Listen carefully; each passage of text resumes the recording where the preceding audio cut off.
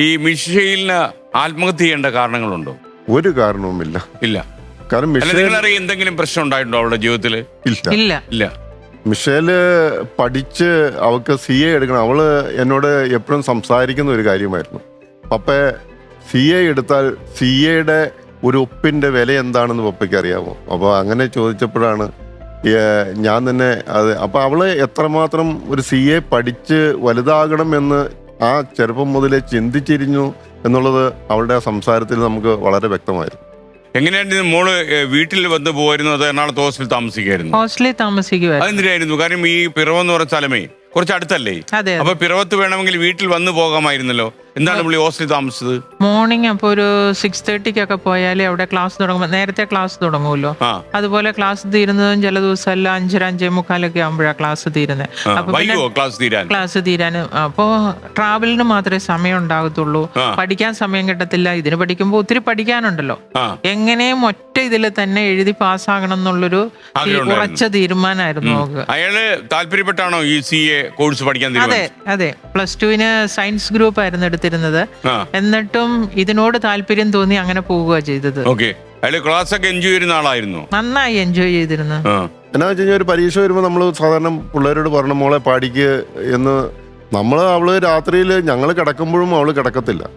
അപ്പൊ രാത്രി അത്രയും ലേറ്റായി തനിയെ പഠിച്ചിട്ടാണ് രാത്രിയും കിടക്കുന്നത്. അപ്പൊ ആ ലക്ഷ്യബോധം എപ്പോഴും ചെറുപ്പം മുതലുണ്ടായിരുന്നു. ഈ 7 കൊല്ലമായല്ലോ ഇപ്പൊ ഈ മോളുടെ ഈ പ്രശ്നം ഉണ്ടായിട്ട്. ഇതൊരു സ്വാഭാവിക മരണമല്ല, ഇതൊരു കൊലപാതകമാണ് എന്ന് നിങ്ങൾ സംശയിക്കുന്നുണ്ടോ? കൊലപാതകമാണെന്ന് സംശയിക്കുന്നു എന്നല്ല, കൊലപാതകമാണ് എന്നുള്ളതിനുള്ള എല്ലാ എവിഡൻസും ഞങ്ങൾ അന്വേഷിച്ച് കണ്ടെത്തിയിട്ടുണ്ട്. ഉണ്ട്. ആ എവിഡൻസ് എല്ലാം ഞങ്ങളുടെ ഈ അന്വേഷണം ഞങ്ങൾ എത്രമാത്രം മുമ്പോട്ട് പോകുന്നു അത്രമാത്രം ഇത് ആത്മഹത്യയാക്കാൻ വേണ്ടിയാണ് പോലീസ് ഇപ്പോഴും ശ്രമിച്ചുകൊണ്ടിരിക്കുന്നത്. അതിപ്പോഴും പോലീസിന്റെ ഭാഗത്തെ ശ്രമം അങ്ങനെയാണ്. അങ്ങനെ തന്നെയാണ്. പോലീസിന് എന്താ ഇതിൽ താല്പര്യം? പോലീസിന് താല്പര്യമുള്ള ഏതോ വ്യക്തികൾ ഇതിനകത്ത് വന്ന് പെട്ടിട്ടുണ്ട്. അപ്പോൾ പോലീസിന് അതിന് കൃത്യമായി ഇൻഫർമേഷൻ കിട്ടിയിട്ടുണ്ട്. അതുകൊണ്ടാണ് ഞങ്ങൾ വനിതാ station, Kasaba station, central station അങ്ങനെ 3 പോലീസ് സ്റ്റേഷനിൽ കയറി ഇറങ്ങിയാണല്ലോ കുട്ടിയെ കാണാനില്ല എന്ന് ഞങ്ങൾ ആദ്യമേ പറയുന്നത്. അപ്പോൾ മോള് പള്ളിയിൽ പോയിട്ടുണ്ട്, തിരിച്ചെത്തിയിട്ടില്ല. എത്രയും വേഗം ടവർ ലൊക്കേഷൻ എടുത്ത് മോളുടെ ലൊക്കേഷൻ കണ്ടെത്തണം സാറേ എന്ന് പറഞ്ഞപ്പോൾ ഈ പരാതി നിങ്ങൾ അവിടെയല്ല പറയണ്ടേ എന്ന് പറഞ്ഞ് വനിതാ സ്റ്റേഷൻ ഞങ്ങളെ കസബ സ്റ്റേഷനിലേക്ക് പറഞ്ഞയച്ചു. അപ്പോൾ കസബ സ്റ്റേഷൻ ചെന്നപ്പോൾ അവര് ഞങ്ങളുടെ ഈ കാര്യങ്ങളെല്ലാം ഒരു കഥ ചോദിച്ചു നമ്മളോട് കളിക്കൂട്ടുകാരോട് സംസാരിക്കുന്ന മാതിരി അവർ ഞങ്ങളുടെ സമയം വെറുതെ അവിടെ കുറേ സമയം കളഞ്ഞു.